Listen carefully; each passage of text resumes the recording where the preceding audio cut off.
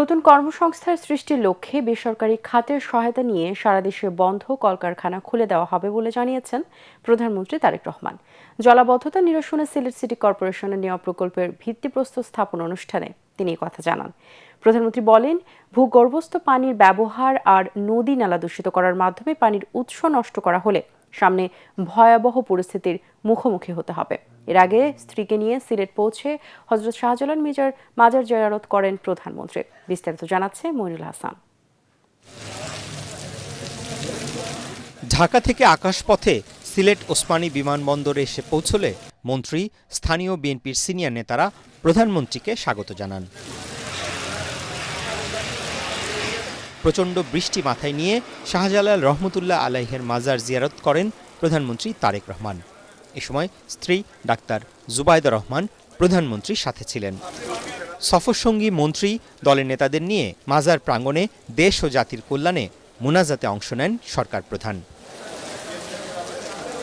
সেখান থেকে বৈরী আবহাওয়ার মধ্যে শহরের চাঁদনী ঘাটে সুরমা নদীর সৌন্দর্য বর্ধন, বন্যা প্রতিরোধ অবকাঠামো নির্মাণ প্রকল্পের ভিত্তিপ্রস্তর স্থাপন করেন প্রধানমন্ত্রী তারেক রহমান।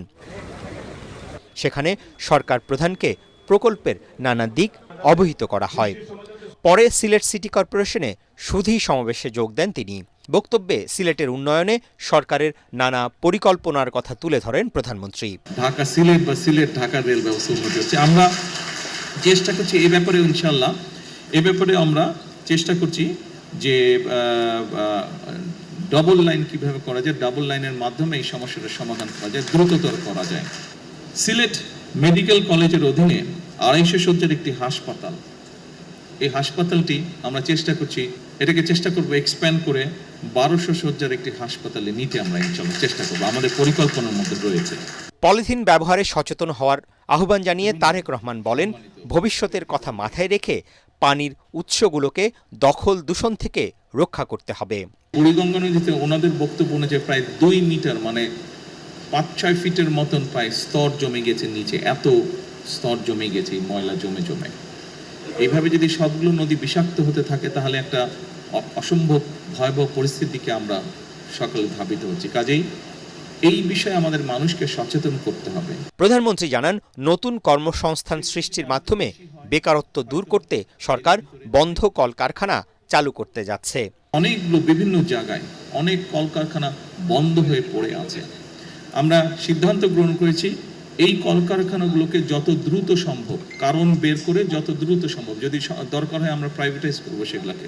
সেখান থেকে সিলেট সদর উপজেলার কাশীপুর ইউনিয়নে গিয়ে বাইশা নদী পুনর্খনন কর্মসূচির উদ্বোধন করেন প্রধানমন্ত্রী তারেক রহমান।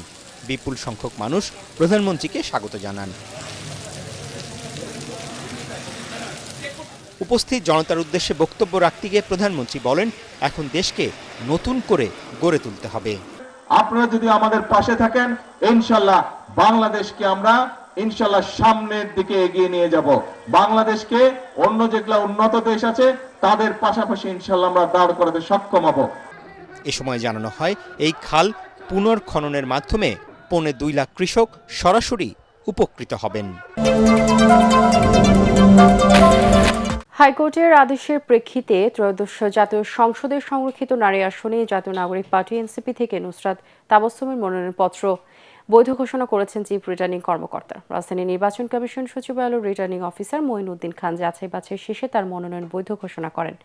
এর আগে ত্রয়োদশ জাতীয় সংসদের সংরক্ষিত মহিলা আসনে নির্বাচনে 11 দলীয় ঐক্যজোটের প্রার্থী নুসরাত তাবাসসুমের মনোনয়নপত্র গ্রহণ ও বাছাইয়ের নির্দেশ দেয় হাইকোর্ট। গেল 21 এপ্রিল মনোনয়নপত্র জমা দেওয়ার শেষ সময় বিকেল 4টার পর তাবাসসুম মনোনয়নপত্র জমা দিলে তা গ্রহণ করেননি রিটার্নিং কর্মকর্তা। পরে তিনি আদালতের দ্বারস্থ হন।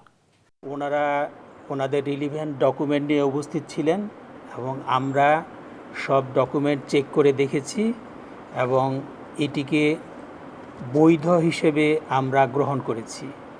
এখন এটা আমরা মাননীয় কমিশনে উপস্থাপন করব। এখনো পর্যন্ত যেহেতু বেশ কিছু কাজ বাকি, গ্যাজেট হয়নি, যতক্ষণ না এই সমস্ত অফিসিয়াল ওয়ার্কগুলো শেষ না হচ্ছে ততক্ষণ আসলে এত দূরবর্তী চিন্তা করছি না। তবে আমি সংসদে থাকি বা না থাকি, আমি আমার দলের প্রতিনিধিত্ব সবসময় করব এবং আমি যে রাজনৈতিক আদর্শে বিশ্বাস করি সেটা সবসময় সমানভাবে ধারণ করব। রাজধানীর রমনা মডেল থানা আকস্মিক পরিদর্শন করেছেন স্বরাষ্ট্রমন্ত্রী সালাউদ্দিন আহমেদ। শনিবার সকালে স্বরাষ্ট্র মন্ত্রণালয়ের কর্মকর্তাদের সঙ্গে নিয়ে থানা পরিদর্শনে আসেন মন্ত্রী। এ সময় তিনি থানার সেবা কার্যক্রম ঘুরে দেখেন। নথি ব্যবস্থাপনা সহ নানা শাখার কার্যক্রমও তদারকি করেন তিনি। হাজতখানা পরিদর্শন করে হাজতীদের সাথে কথাও বলেন মন্ত্রী। তিনি থানার ওসি, ডিউটি অফিসার সহ কর্মরত পুলিশ সদস্যদের সঙ্গে কথা বলেন এবং বিভিন্ন সমস্যার কথা শোনেন। কারো বিরুদ্ধে দায়িত্ব অবহেলা এবং দুর্নীতির অভিযোগ প্রমাণিত হলে কঠোর ব্যবস্থা নেওয়ার হুঁশিয়ারিও দেন স্বরাষ্ট্রমন্ত্রী। দেশে কমছেই না হামের সংক্রমণ। ঢাকা শিশু হাসপাতালে একদিনে নতুন করে আরও 2 শিশুর মৃত্যু হয়েছে। হামের জন্য বিশেষ ওয়ার্ড খুলেও চিকিৎসা দিতে হিমশিম দশা ডাক্তারদের। এই অবস্থায় হামের প্রাদুর্ভাব কমাতে শিশুদের টিকা ক্যাম্পেইনে নিয়ে দ্রুত টিকা দিতে অভিভাবকদের পরামর্শ দিয়েছেন বিশেষজ্ঞরা। নতুন করে শীর্ষ সন্ত্রাসীরা তৈরি হচ্ছে না। আগে যারা ছিল তাদের নাম ভাঙিয়ে সন্ত্রাসী কার্যক্রম চালিয়ে পরিস্থিতি অস্থিতিশীল করার চেষ্টা করা হচ্ছে বলে জানিয়েছেন ডিএমপি ভারপ্রাপ্ত পুলিশ কমিশনার মোহাম্মদ সরওয়ার। পুলিশের তৎপরতা না থাকলে প্রতিনিয়ত অপরাধ সংগঠিত হতো বলেও জানান কমিশনার। এদিকে শীর্ষ সন্ত্রাসী টিটন হত্যায় ছায়া তদন্তে নেমে আসামিদের গ্রেপ্তারে অভিযান চালাচ্ছে র্যাব। বাজেটে ঘাটতি মেটাতে কেন্দ্রীয় ব্যাংক সহ অন্যান্য আর্থিক প্রতিষ্ঠান থেকে ঋণ নেওয়াকে আত্মঘাতী বলে আখ্যায়িত করেছেন সিপিডির নির্বাহী পরিচালক ডক্টর ফাহমিদা খাতুন। এ বিষয়ে আন্তর্জাতিক খাতের উপর জোর দিয়েছেন তিনি। রাজধানীতে ছায়া সংসদ বিতর্ক প্রতিযোগিতায় এসব কথা বলেন সিপিডির নির্বাহী পরিচালক।